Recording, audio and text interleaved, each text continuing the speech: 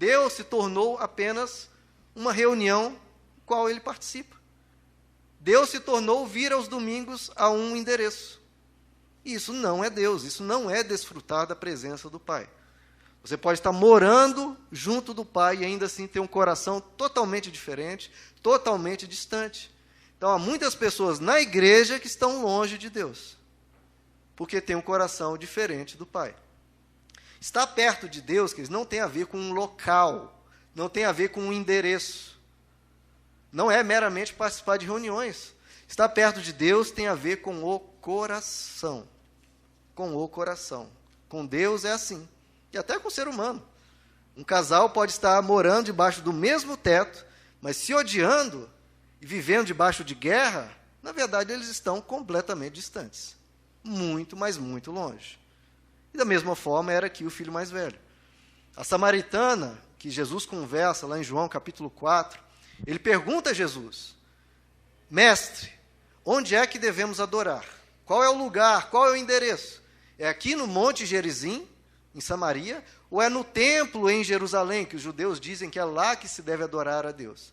E Jesus diz àquela mulher: o meu Pai busca adoradores que o adorem em espírito e em verdade. Então, para estar perto do Pai, tem que adorar em espírito e em verdade. Em espírito, então, é no interior. É dentro do ser humano que parte a verdadeira adoração, a verdadeira proximidade. E em verdade, ou seja, tem que ser algo sincero. Se a pessoa adorar vir aqui à igreja e fechar os olhos, só porque todo mundo está fechando os olhos, só porque o pastor está aqui vendo, etc., isso não é uma adoração sincera e Deus não recebe. Porque Deus recebe o que provém do coração, o que provém de amor. Então, para estar perto de Deus, tem que ser em espírito e em verdade. Então, havia dois filhos distantes, na verdade, aqui. Voltando ao texto, o mais novo, então, pega a herança, e o texto diz que ele sai para viver com aquelas riquezas, a vida dele longe do pai.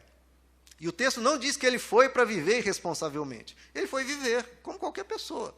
Eu vou morar lá longe, pronto.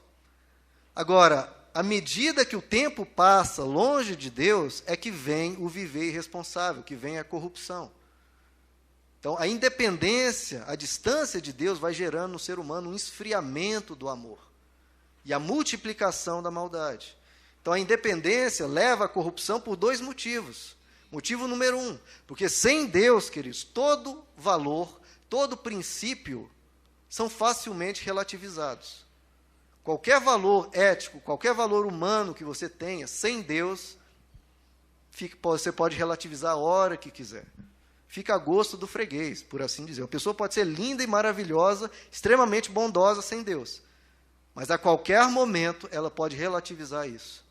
Existe um doutor de Harvard que diz: sem Deus, qualquer princípio ético pode ser derrubado com uma simples pergunta. Quem disse? Você tem que ser uma pessoa boa. Quem disse? Se eu não quiser, se eu tiver outros interesses, eu vivo de outra forma. Você não pode matar crianças inocentes. Quem disse? Se eu quiser, se eu tiver alguma outra justificativa, eu faço. Então, sem Deus, qualquer valor ético pode ser relativizado. E isso foi o que ocorreu, né? A independência do mais novo, a distância do mais novo, fez ele relativizar a sexualidade dele, que ele passou a viver irresponsavelmente, e também a maneira que ele tratava com as finanças e com a vida. Já o mais velho, a distância que ele tinha no coração de Deus, fez ele relativizar a misericórdia e relativizar o amor. Porque quando veio o filho mais novo, ele não quis saber de abraçá-lo, pelo contrário, queria condená-lo. E o segundo motivo é a pessoa independente de Deus vai se tornar servo, escravo de outra coisa, como dos prazeres ou então da arrogância, que a gente vê no filho mais velho. Então a gente vê dois filhos com caminhos bem distintos. Um vai numa direção e o outro vai na direção oposta. O filho mais novo, ele opta por viver na libertinagem. Ele cai no chamado mundão, né? Ele vai para a esbórnia, vai viver uma vida dissoluta. E o outro filho opta por o outro oposto, que também, que a gente precisa saber disso, não tem nada a ver com o evangelho. A libertinagem, todo mundo detecta, não tem nada a ver com o evangelho. É fácil ver isso. Mas o que as pessoas ignoram é que o outro oposto também não tem nada a ver com o evangelho, que é o caminho da religiosidade. da severidade, do rigor excessivo, da lei como um instrumento opressivo. O outro filho vivia como um escravo e não como um filho. O outro filho não vivia nem como escravo nem como filho, vivia como um ser distante. Então Deus não quer nem uma pessoa que se dissocia totalmente dele, nem um outro que enxerga Deus como um juiz punitivo, mau e rigoroso, fazendo a pessoa viver como um escravo. Então, ambos ficam longe de Deus, tanto o libertino quanto a pessoa que cai na religiosidade. O que as Escrituras nos diz que é a pessoa que cai no mundo? O que são as coisas no mundo que nós não podemos amar? Ele fala 3 coisas: a concupiscência da carne e a concupiscência dos olhos. As 2 primeiras coisas a gente identifica com o filho mais novo. Ele caiu no mundo, porque caiu na concupiscência da carne e na concupiscência dos olhos. Mas existe uma terceira via que é identificada como o mundo na Bíblia, que é a soberba da vida, que é o que todo mundo esquece. E foi onde caiu o mais velho. Ele caiu na soberba, na arrogância. Eu sou o melhor filho, eu sou o cara aqui, e esse filho aí é um Zé Ninguém que deixa ele viver na miséria. Esse também caiu no mundo, apesar de estar dentro da igreja, estar junto do Pai, ele caiu no mundo, porque ele caiu na arrogância e na soberba. Então, queridos, a gente precisa lembrar, nessa questão de soberba e de arrogância, que tudo o que nós temos vem de Deus. A palavra de Deus nos diz que todas as virtudes, toda a sabedoria, todo o crescimento que nós temos vem de Deus.